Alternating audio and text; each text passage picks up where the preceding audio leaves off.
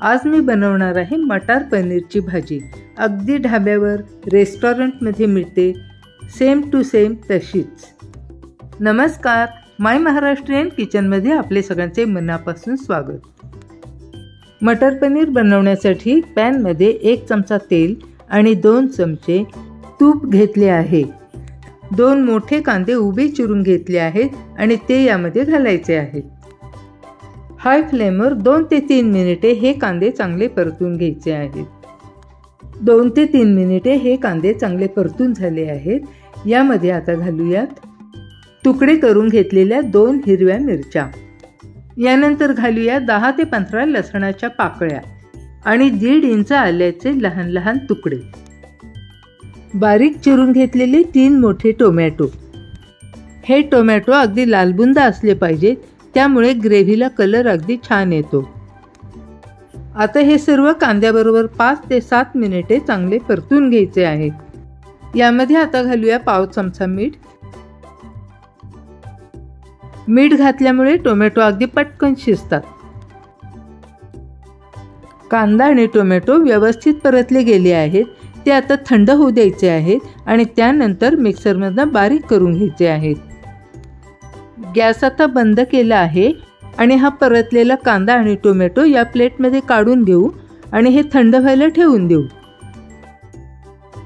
कांदा आणि टोमॅटो थंड होत आहे तोपर्यंत आपण पनीरचे तुकडे तळून घेऊया। पॅनमध्ये 1 चमचा तेल आणि 2 चमचे तूप घातले आहे।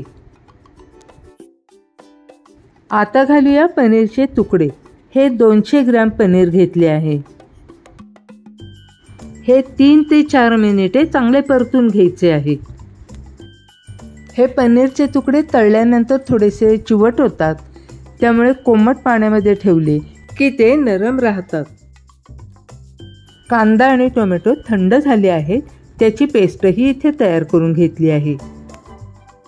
गॅसवर आता पॅन ठेवला आहे आणि त्यामध्ये 2 मोठे चमचे तेल आणि 2 चमचे तूप घातले आहे। तुम्हाला हवे असल्यास हे प्रमाण तुम्ही कमी जास्त करू शकता। त्यामध्ये तेल तापल्यानंतर आता घालू 1 चमचा जिरे, 2 तमालपत्र, 3 लवंगा। लो फ्लेमवर हे थोडे परतून घ्यायचे आहे।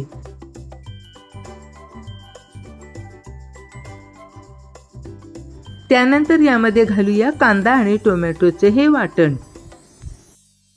तेल सुटेपर्यंत हा कांदा आणि टोमॅटो चांगला परतून घ्यायचा आहे। यानंतर यामध्ये घालूया चव येणारे मसाले। प्रथम घालू 1 चमचा लाल तिखट, हे घालू अर्धा चमचा काश्मीरी मिरची पावडर कलरसाठी। त्यानंतर ही अर्धा चमचा हळद, 1 चमचा धणे पूड आणि अर्धा चमचा जिरे पूड।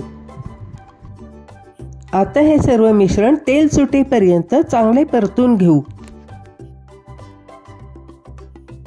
यामध्ये आता घालूया चवीनुसार मीठ। परतलेल्या मसाल्याला आता चांगले तेल सुटायला लागले आहे। या स्टेजला यामध्ये घालायचे आहे पाणी। येथे 1 कप पाणी घातले आहे। हाय फ्लेमवर हे चांगले शिजवून घ्यायचे आहे। 3 ते 4 मिनिटे हे शिजून घ्यायचे आहे। तुम्ही पाहू शकता याला मस्त असा कलर आला आहे।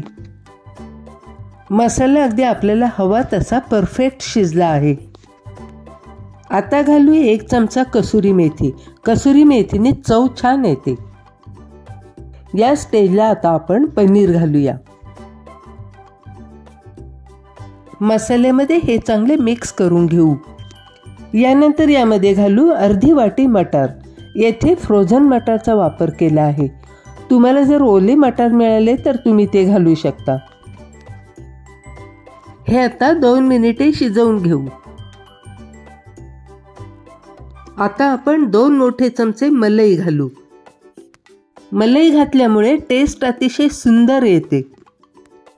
ही मलाई यामध्ये चांगली मिक्स करून घेऊ।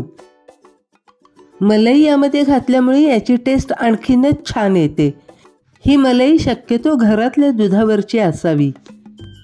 तुम्ही पाहू शकता येथे आपले मटार पनीर हवे तेवढे घट्ट झाले आहे आणि याचा कलरही अगदी छान आला आहे. यावर आता बारीक चिरलेली कोथिंबीर घालू.